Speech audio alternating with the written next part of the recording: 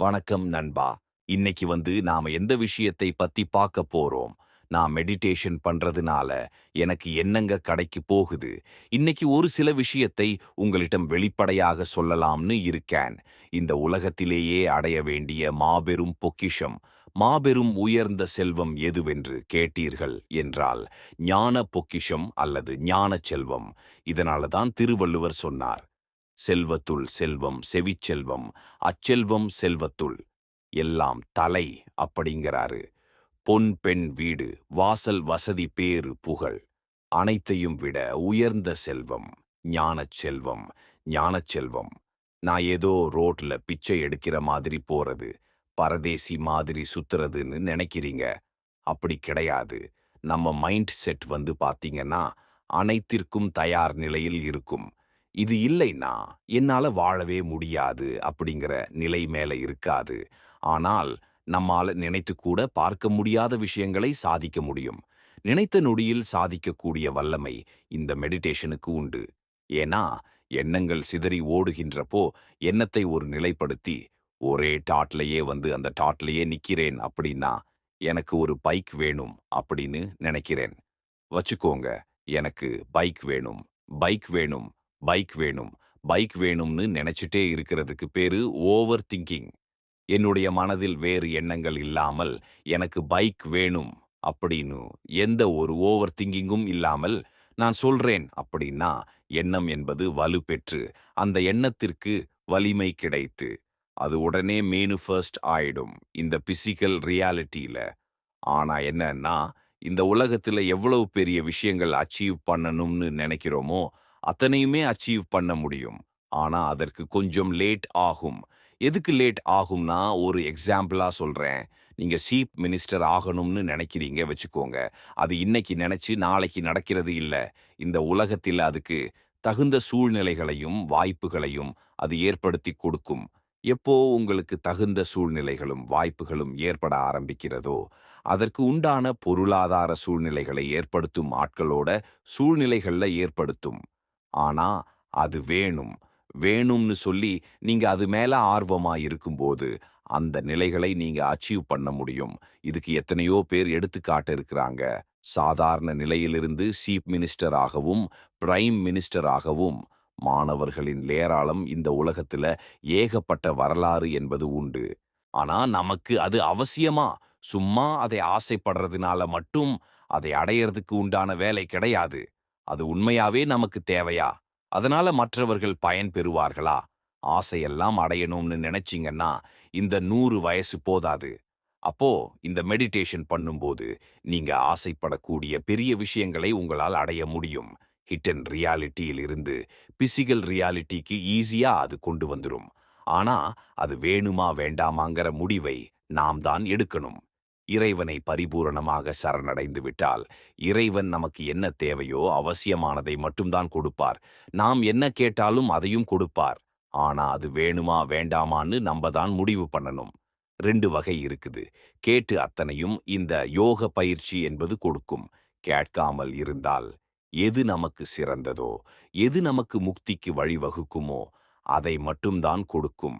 அப்ப எது வேணும், எது வேண்டான்னு முடிவு பண்ணக்கூடிய தன்மை உங்களிடம் தான் உள்ளது. இந்த பயிற்சி பண்ணும்போது, பொருளாதார ரீதியான மாபெரும் மாற்றங்களை உங்களால் அடைய முடியும். மாற்றுக் கருத்தே கிடையாது. மனம் ஒரு நிலைப்பட தேவையில்லாத எண்ணங்கள் குறைய குறைய வேணுங்கிற அத்தனையும் ஈஸியா அச்சீவ் பண்ண முடியும். அத கடந்த நிலையில உங்களுடைய குடும்ப ரீதியான பிரச்சனைகளை தீர்த்துக் கொள்ள முடியும்.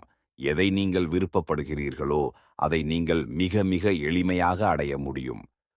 கோர்ட்டு கேஸ்னு மிகப்பெரிய முடியாத பிரச்சனைகளில் இருந்தாலும் கூட, தொடர்ந்து மெடிடேஷன் பண்ணி பிரார்த்தனை பண்ணும்போது, அந்த பிரச்சனைகளில் இருந்து விடுபட்டு வெளியே வர முடியும்.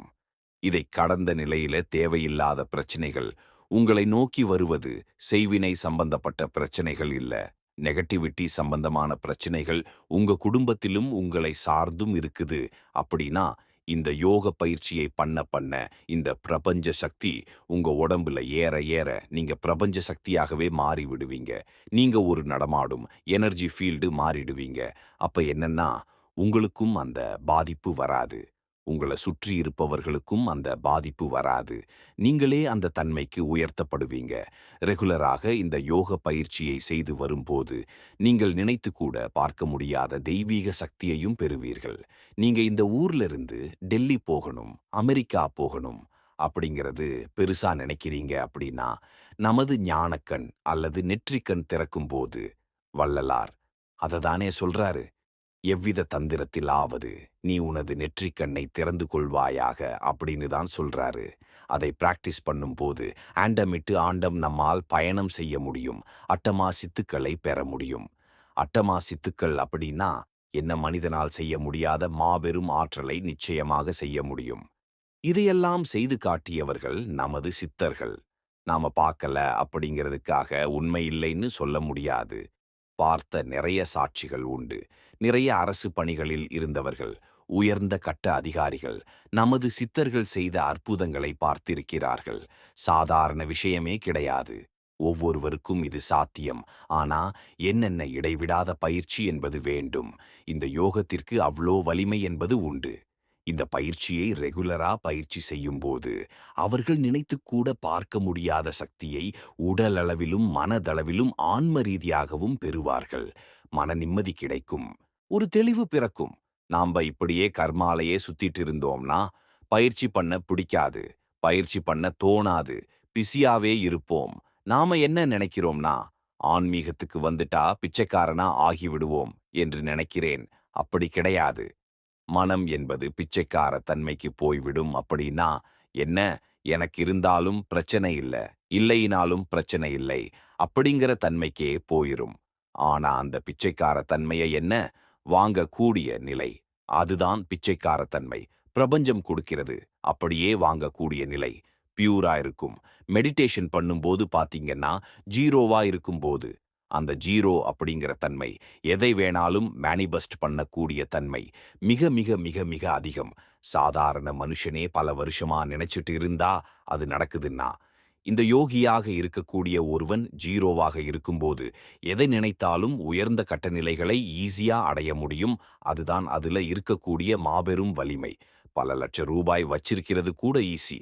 ஆனா ஒரே ஒரு மிகச்சிறந்த மனநிலை ஒடுக்கம் பெற்ற மனம் ஒடுங்கிய ஒரு யோகி கிடைக்கிறது கஷ்டம். ஏன் அப்படின்னா அவன் பல லட்சம் நியூக்ளியர் பாம்பை விட பவர்ஃபுல்லான ஒரு ஆளு. அப்பேற்பட்ட ஆற்றல் இந்த மனதை ஒடுக்கக்கூடிய ஒருவனுக்கு உண்டு. இதனால தான் மனதிற்கு அப்பேற்பட்ட வலிமை என்று சொன்னார்கள். ஒரு கட்டம் வரைக்கும் மனதில் பயணம் பண்ணும்போதே உங்களுக்கு அவ்ளோ சக்தி இருக்குதுன்னா, ஆன்மால செயல்படும் போது இன்னும் உங்களுடைய சக்தி பல மடங்கு அதிகமாகிடும். இதுல நீங்க புரிந்து கொள்ள வேண்டிய விஷயம் ஒன்றே ஒன்றுதான். இந்த உலகத்துல நீங்க எதெல்லாம் அச்சீவ் பண்ணணும்னு நினைக்கிறீங்களோ, அத்தனையும் இந்த யோக பயிற்சி செய்தால் கிடைக்கும். அதுல மாற்று கருத்தே கிடையாது. நீங்க அதெல்லாம் அச்சீவ் பண்ணணும்னு நினைக்கிறீங்க. எதெல்லாம் வேணும்னு நினைக்கிறீங்க. எதெல்லாம் வேணும்னு நினைக்கிறீங்க. அத்தனையும் உங்களுக்கு வாரி வாரி வழங்கக்கூடிய வலிமை இந்த யோக பயிற்சிக்கு உண்டு. இத ப்ராப்பரா உபதேசம் பெற்று நீங்கள் பயிற்சி செய்யும் போது உயர்ந்த நிலைகளை நீங்கள் அடைவீர்கள். நிறைய பேர் இந்த யோகத்தை பண்ணி மிகப்பெரிய மாற்றங்களை அவங்க வாழ்க்கையில கொண்டு வந்துட்டு இருக்கிறாங்க. ஆனா சில பேருக்கு வெளியில சொல்றதுக்கு விருப்பம் இல்ல. ஆனாலும் உயர்ந்த கட்ட நிலைகளை அடைந்துள்ளார்கள். இந்த பயிற்சியை சாதாரணமா நினைக்காதீங்க. கலியுகம் முடிந்து சக்தியும் தொடங்கும் போது ஒவ்வொரு மனிதனும் சக்தி பெற்ற மனிதனாக மாறப்போகிறான். அதில் மாற்று கருத்தே கிடையாது. இப்போ அந்த யோக பயிற்சிக்கு தயாராக இருக்கீங்களா? யோக பயிற்சி பெற்று இதை நீங்கள் பயிற்சியாக செய்து கொண்டே வரும்போது இந்த உலகத்துல வேணுங்கிற அத்தனையும் உங்களால அச்சீவ் பண்ண முடியும். இதெல்லாம் ஒண்ணுமே இல்ல அப்படிங்கிறது புரிஞ்சுகிட்டு இதுக்கும் கடந்த நிலைகளில் இருப்பதையும் உங்களால் எளிமையாக நிச்சயமாக அச்சீவ் பண்ண முடியும். வள்ளலாரே அததானே சொல்றாரு. சின்ன சின்ன விஷயங்களுக்கு ஆசைப்படாதீங்க, பெரிய விஷயங்களுக்கு ஆசைப்படுங்கள். அந்த ஆன்ம லாபத்தை அச்சீவ் பண்ணணும்னு நினைங்க. இதெல்லாம் நீங்க ஈஸியா அச்சீவ் பண்ணிடலாம்.